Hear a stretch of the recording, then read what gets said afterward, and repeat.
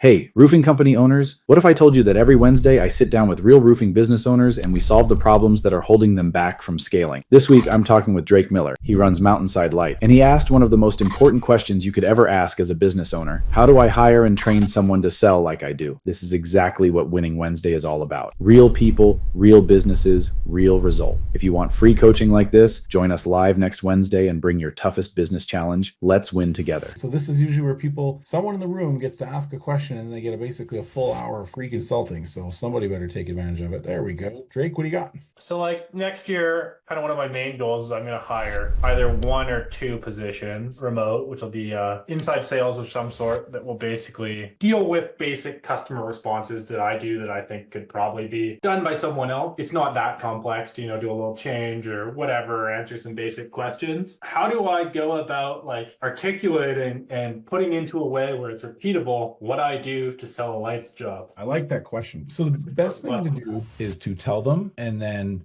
show them and then do it with them. Then they do it with you watching and then they do it and teach others. First, you got to teach them how you do it. Like, this is how I do it, but they're not going to learn much from that. But you at least need them to know what to look for when they end up in the situation. Then you're going to show them. So that's where you like role play. You role play scenarios and then they do it alone with grace for failure. And then they teach others is like the format. Now, to try and figure out what that looks like and how to guide it, you can do something like this, where you create a visual flow of your sales process. So this is the RBP sales process. These are the main things that we sell. And that's like when you're cold calling, the first thing is it starts with like mindset, right? Which is you're cold calling roofers. They're busy. They're going to tell you, go away. They're going to hang up on you. That's life. Make at least 150 calls a day, ideally 250 calls a day. Now, first thing you want to do is get to the decision maker. So there's some ways to do that. Then if the decision maker picks up the phone, then you have to try and find a way to get through the first 15 seconds. So here's a script for that. I've seen an immediate improvement by just practicing this word for word, because it'll be like, hey Drake, how you been? It's Adam from Roofing Business Partner. How you been doing? Hey, I know it's a Friday afternoon and no one likes a cold call, but if you give me 30 seconds, I'll tell you why I'm calling. After that, if you're not interested, you can hang up. Does that sound fair? And the whole idea is that the inflection of your voice goes question, makes them feel like, hey Drake, how you been? They're like,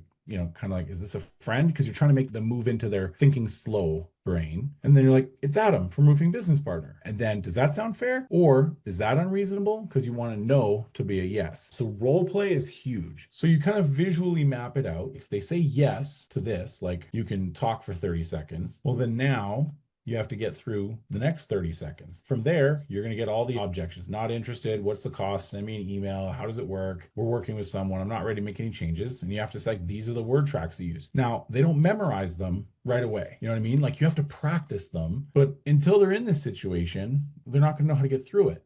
So you kind of have to teach them the what do you say and this is why. What do you say and this is why. What do you say and this is why. And then this is the next step. So then the same thing goes for like how I go, because then after they book a call, then this is where I show up on the call. And it's like, okay, how do I work with a customer, right? Basically, it's like this. What are all the outcomes? And then immediately salespeople feel a little more empowered when they at least know like what could happen. And so this is a good place to start. And then it's, again, you teach them this. Like the first thing I do is this, right? Like I teach them this framework. Now you sit beside me and listen to me while I call people. So then I'll call roofers in front of them. And I'll be like, see how that happened? See how this happened? See why they hung? And I have to say, like, I'm Billy from Roofing Business Partner, because I don't want to use my name, because they'll say, oh, it's because you're Adam Sand. Now you do it with me watching. And so then they go through it and I'm like, nope, in the first 10 seconds, you sound like a beta male, try again. And then they do it with grace for failure. You review what they did. And then eventually they just do it. It would probably be reasonable to, just go through old conversations and show them what I did and why and that kind of thing too. Yep. Also, when it comes to calls, you can save calls to a playlist. So in my HubSpot, if I go here, I go to calls. If I go here, then I can go to, and then they change where shit is. There, go playlists. And so we have like sales calls that went amazing. These are feedback calls, Michael's calls to be reviewed, right? And so we have these, trans-connected calls. These are like ways for us to like leave feedback, and like you can leave comments, but then you can come into the call and actually give feedback on how the call went. Okay, that makes sense. So this is where we can save playlists of things that went well. How do I choose the kind of person I want to hire? Like, do I want someone with sales experience? Do I not want someone with sales experience? Yeah, you want someone with sales experience, but someone who's more more of a farmer than a hunter. They're the person who's like, the customer is the person who said, no, I need more details. So you want someone who feels inclined to give the details. So these are the kind of people who do more send selling, right? Where you send them things that help sell it for you. So you send like videos. They're usually more of a discerning buyer that wants more information. So this has to be a person who's comfortable sending them more information, but then also staying on top of their pipeline. I guess my next question is for inside sales, like how should I work that with, like, from what I understand, I should pay some sort of KPI bonus or. So with the inside sales role, what responds well, you want to take bare necessities off the table because you're not hiring a hard closer necessarily. So you want enough to take stability off their list of concerns. So that's what your baseline pay is enough to take stability off their list of concerns. Then you want to give them a daily dopamine hit, right? Like if I pick up the phone and get a customer to say yes, I get dopamine. And so that is usually worth like 1% of the value of a deal. Then you want to give them something to shoot for. So then based on previous sales data, you say, okay, in this month, when I spent this much on advertising, I had this much in sales. Let's say it's 30 deals in October, right? Well, then if they get to 30 deals, then they get 1% of all of the deals. So then it's like, if they're 28 and it's the 26th of the month, they will claw with their fingernails and work 13-hour days to get those last 2 deals because they know, oh, that's worth X number of dollars. So you're saying like a threshold bonus essentially where they get. Yeah. You don't think that would incentivize them to just go after the cheaper deals because they might be easier to close? See, that's where the perfection of the other piece is because they